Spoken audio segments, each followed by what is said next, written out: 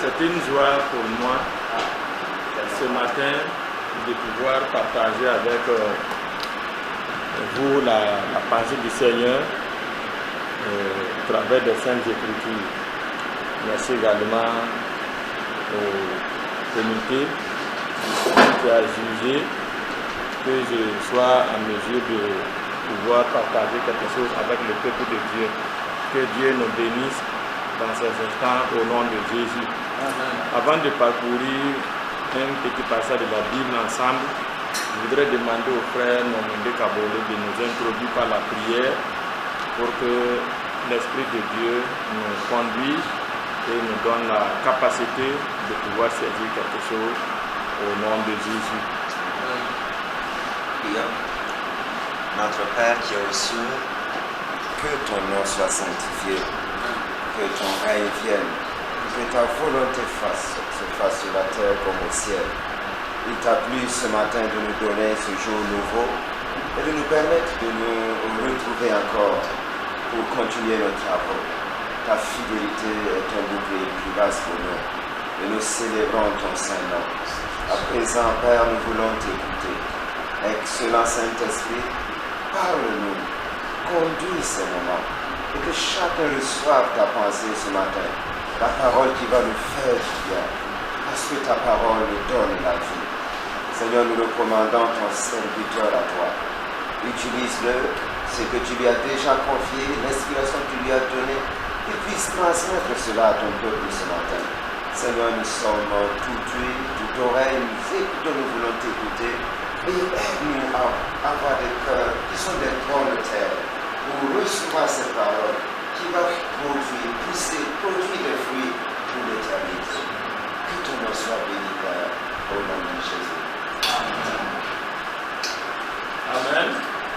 Je nous invite à prendre nos Bibles ou nos tablettes et nous allons méditer sur le passage de 1 Corinthiens chapitre 9,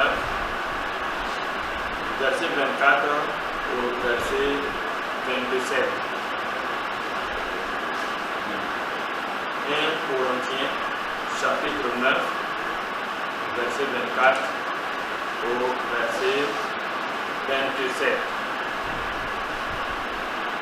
Si vous y êtes, nous faisons la lecture. C'est la version parole de Dieu sur mon ordinateur. Verset 24. Au stade, tous les coureurs font la course, mais un seul gagne le prix. Vous ne savez pas cela? Alors, courez pour gagner le prix. Tous les sportifs s'entraînent en se privant de beaucoup de choses. Eux, ils le font pour gagner une récompense qui ne dure pas. Nous, c'est pour une récompense qui dure. 26e verset. C'est pourquoi moi je cours, mais pas au hasard. Je suis comme un boxeur, mais je ne donne pas les coups dans le vide. Je traite mon corps durement, j'en suis totalement maître. Sinon, je risque ensuite d'être éliminé. Amen. Alors, s'il y a un petit thème que Dieu a placé sur mon cœur pour que nous puissions échanger ensemble, il va s'intituler de la manière suivante: continuons à courir afin d'emporter le prix de la vocation céleste. Amen. Continuons à courir afin de l'emporter le prix de la vocation céleste. Alors, ce passage a effleuré ma pensée lorsque j'ai écouté tout le travail abattu tout au long de ces 6 mois écoulés. Et certainement que les uns et les autres ont consenti à des sacrifices, fourni des efforts, fait des déplacements. Et ce message, c'est juste pour nous encourager à persévérer et à continuer. Encourager chacun de nous à persévérer dans la course dans laquelle nous sommes engagés dans l'une des groupes publics du Burkina et ne jamais s'arrêter, quels que soient les obstacles qui pourraient se dresser sur notre chemin. Donc c'est le but du message. que nous puissions toujours avoir la force et de continuer notre course. Et cette course également, à travers la lecture de la Bible, se fait en respectant un certain nombre de principes, et il y a également des exigences qui sont liées à cette course dans laquelle nous sommes embarqués depuis quelque temps. Deux points feront l'objet de notre méditation. Le premier point, c'est les fondements de la course du chrétien de manière générale et dans le cadre de notre mouvement. Qu'est-ce qui fonde notre course? Ou autrement dit, pourquoi nous devons continuer la course, pourquoi nous devons poursuivre cette mission. À la lumière de la parole de Dieu que nous venons de parcourir, le premier sous-point, nous pouvons dire qu'il y a un prix à gagner. Nous devons continuer notre course, nous devons la poursuivre parce qu'il y a un prix à gagner. Le verset 25, il est écrit qu'au stade, tous les coureurs font la course, mais un seul gagne le prix. Alors, courez pour gagner le prix. Alors, donc, Paul fait comprendre aux chrétiens de Corinthe qu'il est important, en tant que chrétien, de courir et de continuer la course, parce qu'il y a un prix en jeu. Et ce prix, dans le contexte que nous venons de voir, c'est la victoire du salut éternel au but précieux de la vie chrétienne. Lorsqu'au soir de notre vie, nous sommes reçus au ciel et que Jésus dira, bon et fidèle serviteur, entre dans la joie de ton maître. Et c'est en vue de ce prix-là que Paul exhortait les chrétiens de Corinthe à courir et à persévérer dans cette course pour pouvoir obtenir cette promotion céleste. Être au ciel, être reçu dans les bras du Père et recevoir la couronne qui dure, la couronne de vie. Alors, si Paul était certainement ce matin parmi nous, il dirait à chaque SR ou à chaque membre du staff de continuer cette course au milieu des élèves et des étudiants. Car bien avant ce prix céleste dont nous soupirons tous, nous gagnerons à faire de ces élèves et de ces étudiants-là de vrais disciples de Jésus. Ça, c'est le prix immédiat que nous pouvons avoir en vue sur cette terre en nous engageant dans le mouvement du GB.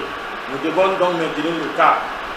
Paul va d'ailleurs dire dans Philippiens 3:12, mais je continue à courir pour saisir le prix, parce que le Christ m'a déjà saisi. Et je crois que chacun de nous ici présents, Christ nous a saisis à nous engager et à nous consacrer pour l'œuvre du Seigneur à travers le mouvement des groupes de Dieu.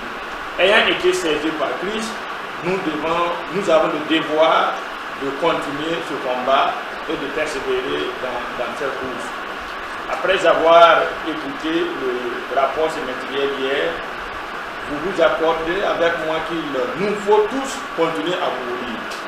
Courir dans nos régions respectives, courir pour former, courir pour enseigner à quelque part, courir pour communiquer la vision, courir pour gagner des âmes, etc. Et c'est pourquoi le même apôtre invitait les chrétiens de Corinthe à être fermes, inébranlables, à travailler de mieux en mieux à l'œuvre du Seigneur, sachant que leur travail ne sera pas vain. Nous lisons ces choses dans 1 Corinthiens, chapitre 15, verset 58. Alors les amis, s'il y a quelque consolation pour vous et pour moi, pour tous ceux qui sont là, s'il y a une raison valable, un fondement solide qui doit nous stimuler dans notre course au sein des groupes publics, c'est le fait de voir non seulement des milliers de vies d'élèves et d'étudiants transformés et acquis pour la cause de Christ, mais surtout, c'est le fait également que le Seigneur nous réserve une couronne qui dure, une couronne incorruptible. Voici le premier fondement qui doit nous motiver à garder le cap dans cette course. Le second sous-point, nous devons persévérer et continuer cette course parce que le but n'est pas encore atteint. Et Paul l'exprime bien, il dit que le but n'est pas encore atteint. Et lorsque le but n'est pas atteint, il n'y a pas de raison de s'arrêter. C'est pourquoi il nous faut persévérer dans la course. Nous sommes sur cette terre comme des pèlerins et nous sommes en train de marcher vers notre patrie céleste. Une fois au ciel, la course sera terminée. Nous aurons atteint notre but. Et c'est ce que l'apôtre Paul exprime dans Philippiens 3:12. Je ne veux pas dire que j'ai déjà atteint le but ou que je suis déjà parfait. Alors, nous avons également besoin de courir parce que nous ne sommes pas encore arrivés à destination. Nous devons nous perfectionner par tous les moyens afin d'être agréables au Seigneur et ainsi gagner le prix. Et dans le cadre de notre mouvement, vous conviendrez avec moi également que l'UGBB n'a pas encore atteint le but final. Il y a toujours des besoins qu'il faut satisfaire à tous les niveaux. Il y a des défis qu'il faut relever à certains endroits. Et pour y parvenir, nous devons continuer à courir en donnant de notre temps, notre intelligence, notre expertise, nos ressources pour que nos jeunes frères soient en mesure de porter haut le flambeau. Voici pour ce qui concerne notre premier point, ce qui devait nous stimuler et à continuer notre travail malgré les obstacles qui peuvent se dresser devant notre route. Notre second point, les exigences de la course du chrétien, les principes qui régissent notre course à nous, ou pourquoi nous devons continuer et garder le cap dans ce travail. Premièrement, le verset 25 de notre passage de base nous donne que dans cette course, ou nous montre que dans cette course, il y a des règles, il y a des principes, il y a des exigences liées à notre course en tant que chrétien. Alors, dit que tous les athlètes s'imposent toutes sortes de privations. Donc, le premier principe à respecter en tant que membre du staff, c'est le principe de la privation. Et c'est ce que l'apôtre Paul nous fait comprendre. Tous les athlètes s'imposent toutes sortes de privations. Il prend la vie des athlètes et des sportifs pour étayer ce point de vue-là. La vie de ces athlètes était remplie de contraintes et de privations. Et l'histoire nous montre que dans cette ville de Corinthe, il était organisé des jeux et des compétitions au cours desquelles le vainqueur était le seul à remporter le prix. Et pour pouvoir être parmi ceux-là qui peuvent avoir ce prix, ces athlètes s'abstenaient pendant 10 mois de divers aliments, y compris les desserts, l'eau fraîche, le vin, les rapports sexuels, avec pour seul but de gagner la couronne réservée aux vainqueurs. Et cette couronne d'ailleurs, comme notre texte de base nous le révèle, c'était une couronne tissée de feuilles de palmier et qui se fanait juste après quelques temps. C'est pourquoi Paul dit que c'est une couronne qui ne dure pas. C'était pour quelques jours, mais le fait d'être porté héros à la fin de cette compétition, ces athlètes-là s'imposaient toutes sortes d'abstinence pendant presque 10 mois pour pouvoir prétendre à cette couronne. Alors donc c'est pourquoi nous aussi, nous devons accepter d'être privés ou de se priver de certaines choses ou de certains droits. Nous ne pouvons pas atteindre le but précieux sans abandonner certains de nos droits et renoncer à certains privilèges. Et partant de là, Paul invitait les chrétiens de Corinthe qui certainement entendaient mener la vie chrétienne avec beaucoup de légèreté et de liberté, et pour les inviter à considérer, à observer ces athlètes qui se privent d'un certain nombre de choses, d'un certain nombre de plaisirs, légitimes soient-ils, dont le seul but était de remporter une couronne de courte durée. Il leur dit qu'on ne peut pas suivre Dieu et vivre à la corinthienne. Nous aussi, gardons à l'esprit que nous pouvons être privés de certaines choses en nous engageant dans ce mouvement des groupes bibliques. La nourriture, le travail, le sommeil, les finances, le temps, notre confort, nous serons amenés à certains moments à être privés de ces choses pour pouvoir être utiles à l'œuvre du Seigneur. Et nous devons être prêts à ce que les choses en soient ainsi de temps à autre. Certains d'entre nous, ce matin, comme il y a beaucoup de mariés, on dit aussi leurs femmes à la maison, voilà, pour être là, leurs enfants, leurs églises, comme certains pasteurs, certains ont dû surseoir à des programmes importants pour être là. Et c'est très encourageant. Et c'est ça la privation, c'est ça le principe que Paul essaie de faire comprendre à ces chrétiens de Corinthe. Et en plus de la privation ou des privations que Paul présente à cette église de Corinthe, le second élément à travers ce passage, c'est le principe de la discipline. Alors, Paul souligne avec force que la discipline personnelle est un principe incontournable pour réussir la course. C'est pourquoi il s'exprime au travers du verset 27, « Je traite durement mon corps et je le discipline de peur d'être moi-même disqualifié après avoir prêché aux autres. » Alors donc, Paul ici s'offre un exemple. Il déclare aux chrétiens de Corinthe que lui-même qui leur prêche l'évangile, lui-même il est en quête de ce prix-là. Et pour pouvoir faire partie des lauréats, il traite durement son corps pour faire partie des vainqueurs. Et la bonne nouvelle ici pour vous et pour moi, c'est que la course que nous sommes en train de mener, la victoire n'appartiendra pas à un seul vainqueur, comme c'était le cas au niveau des athlètes à Corinthe. Dieu a mis à la disposition de tous les coureurs qui vont respecter les principes-là, autant de couronnes, autant de prix pour nous. Et c'est d'ailleurs un encouragement qui doit nous stimuler à continuer cette course. Alors, et Paul exhorte cette église à être disciplinée dans tout ce qu'elle fait dans l'œuvre du Seigneur. Et vous savez tous avec moi que par nature, notre corps est indiscipliné vis-à-vis des lois de Dieu. Pour ne citer que notre langue, nos pensées, les yeux, les oreilles, nous ne pouvons pas et nous ne pourrons pas gagner le prix de l'appel ou de la vocation céleste en continuant d'épouser le système de pensée du monde, son langage, son mode de vie et à écouter tout ce qui nous tombe à l'oreille. C'est triste, mais c'est ça le principe de notre course.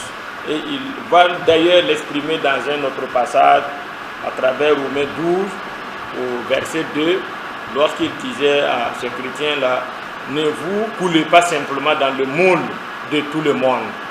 Ne conformez pas votre vie aux principes qui résistent le siècle présent. Ne copiez pas les modes et les habitudes du jour. Laissez-vous plutôt entièrement transformer par le renouvellement de votre mentalité. Adoptez une attitude différente. Donnez à vos pensées une nouvelle orientation afin de pouvoir discerner ce que Dieu veut de vous. Ainsi, vous serez capable de reconnaître ce qui est bon à ses yeux, ce qui lui plaît et ce qui vous conduit à une réelle maturité. C'est ce qu'il nous fait comprendre à travers Romains 12 au verset 2. Et c'est ce que Paul dit quand il déclare qu'il ne court pas au hasard. Et dans le cadre du GVB, cette discipline veut que nous nous offrions un modèle vis-à-vis de nos jeunes frères.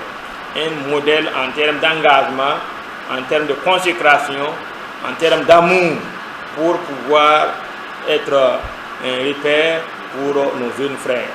Et je sais que nous le faisons, je sais que vous le faites. Et comme je le disais au départ, c'est juste un encouragement à aller de l'avant dans cette discipline.